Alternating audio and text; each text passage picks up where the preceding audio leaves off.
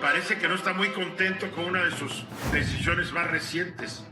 Pues no fue su decisión. ¿Se acuerdan que la semana pasada comentamos que la Congregación de la Doctrina de la Fe sacó una respuesta a una dubia que finalmente dice no a las bendiciones bendiciones de parejas, a las uniones de parejas homosexuales, que no se les debería dar ninguna bendición?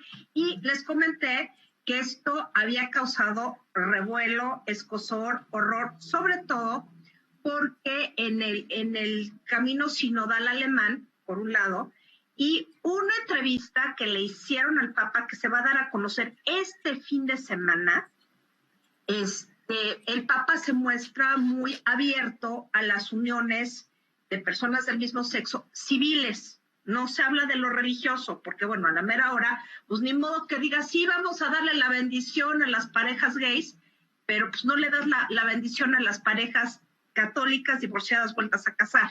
Ese es un tema que nadie alcanzó a ver, porque sí afecta esta decisión de la Congregación de la Doctrina de la Fe a las personas del mismo sexo, católicas, que quieren bendecir su unión. Es muy poca gente, pero hay muchos católicos divorciados que quisieran volver a casarse o que les dieran una bendición, y que también la Congregación de la Doctrina de la Fe dice que no, pero el Papa está en contra de eso. Entonces, parece ser, todo indica, el Papa está enojadísimo porque le pusieron este documento, como en una serie de muchos documentos, lo pasaron, dijo sí, le dio el placer, pero fue en la víspera de su salida a Irak, que fue una visita impresionante y además, pues, bastante importante en términos no solo de Ur de los Caldeos, o sea, lo religioso, y que así habló con el imán chiita y todo este tipo de cosas. Es muy importante. No, yo creo que sí puede contribuir a la distensión de la zona, pero bueno, el caso es que, por supuesto, tenemos ya claro de dónde salió esa dubia. Fue como una pregunta, ¿cómo decirlo?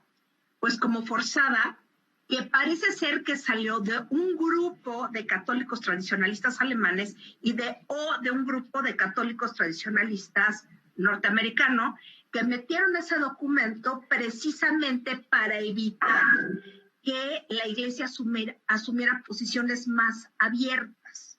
Ese es el verdadero fondo del asunto. Que todos estos conservadores están tratando de hacer como pequeñas estrategias, para dinamitar el camino del Papa a mayor apertura a las personas LGTB. Ese es el punto.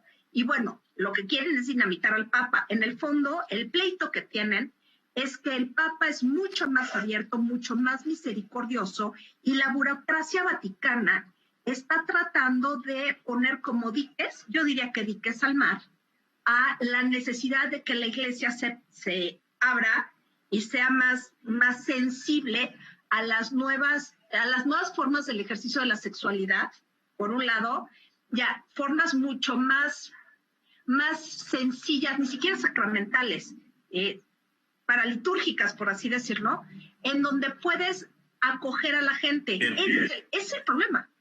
A ver, no es el pontífice máximo, no es un gobernante absoluto, no puede imponer su autoridad. No, hay cosas que son sinodales o conciliares. O sea, hay una parte, se dice que es el único gobierno teocrático, muy entre comillas. ¿Por qué? Porque hay decisiones que el Papa no se avienta, sobre todo después del ejemplo de Juan XXIII y de Paulo VI, que definitivamente dijeron, a ver, el concilio va a tomar una serie de decisiones, y de lo que digan los padres conciliares, como en Nicea 1, 2, 3, 4, hay más de 20 concilios ecuménicos que definieron qué era lo de la Iglesia. Durante 400 años no se hizo, no 300, porque de Trento al Vaticano I hay 300 años. ¿Qué pasaría si el Papa convocara a un nuevo concilio ecuménico?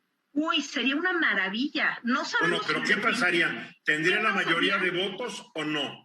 Sí los tendría, porque realmente lo que está sucediendo es que hay un núcleo tradicionalista en Estados Unidos, ciertas partes de Alemania, que tienen mucha fuerza porque tienen dinero, pero el resto de la iglesia es muchísimo más grande y más incluyente. Eso es lo ¿Por que qué no estamos convoca un concilio y que lo haga en su tierra, Concilio de Buenos Aires? No, pues está como complicado, como que se hace en Roma, ¿no? ¿Por qué Porque Roma? finalmente, porque Roma ya es la sede del papado. Porque Oye, pero hubo muchos concilios que no fueron en la sede del papado y tú lo sabes. Sí, pero Roma, ahora es Roma. Pero ve el mensaje, Concilio Buenos Aires. Sería maravilloso. Tercer mundo, un país latinoamericano, digo, Vaticano III, qué aburrido. El Vaticano III, pues sí, sería el Concilio Vaticano III, pero tenía que ser en el Vaticano, yo digo. A menos de que pongas ahora subsedes y lo hagas por Zoom, ¿por qué no? O lo puede ser un estadio de fútbol. ¿Cuál es el que le va? Pues Él le va al Almagro. Son grupos de en trabajo, el Almagro pero... que lo haga. ¿Cómo se llama el de su equipo? Pues es el Almagro, ¿no? Oye, ¿y por qué no lo convoca si tiene la mayoría para hacer todos estos cambios? Yo creo que lo que quiere hacer primero es reformular administrativamente. Tomó dos decisiones. Ya queda cumplido el Papa. A ver, la situación interna administrativa de la Santa Sede, de la Iglesia y del Estado de la Ciudad del Vaticano es muy compleja, están muy atrasados y lo que está tratando de hacer Francisco es modernizar los sistemas porque tienen ondas del... Pero esa burocracia, acabas tú de decir que la burocracia no lo deja caminar. O sea, quiere reformar usando esos burócratas. Es que tiene que sacarlos, irlos sacando poco a poco. Ahí va, sacándolos. Se le va a acabar la vida, ¿eh? Se le va a acabar la vida. Pero, ¿qué hacemos? A ver, Juan, ya vi tu manota. Pues sí, no hay de otra. A ver, lo que a mí me parece interesante de todo lo que está sucediendo es, uno, que hay un principio que dice que lo único que no cambia es que todo cambia.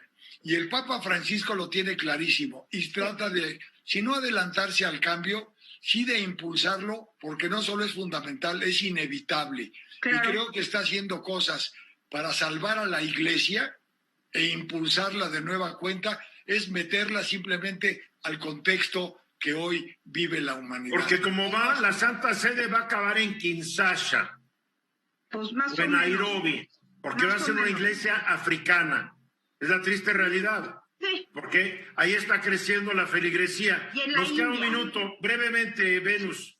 Sí, pero a final de cuentas la respuesta al dubium fue que la bendición no procede. Entonces, y eso ya no fue solo, si bien fue malintencionada la pregunta por los conservadores para cerrarle los caminos al Papa, a final de cuentas la Congregación para la Doctrina y la Fe respondió que no, o sea, que sigue habiendo esta marginación de esas comunidades. Bernardino, 10 segundos. Además que el Papa le recortó el sueldo a los cardenales y sacerdotes. Exacto, eso es a lo que iba. Y declaró otra cosa interesantísima, que María no es corredentora, le dio en toda la torre a los grupos de Juan Pablo II. Claro que no es corredentora, el único redentor es su hijo Jesús. Exacto. Esta fue una producción de Grupo Fórmula. Encuentra más contenido como este en radioformula.mx.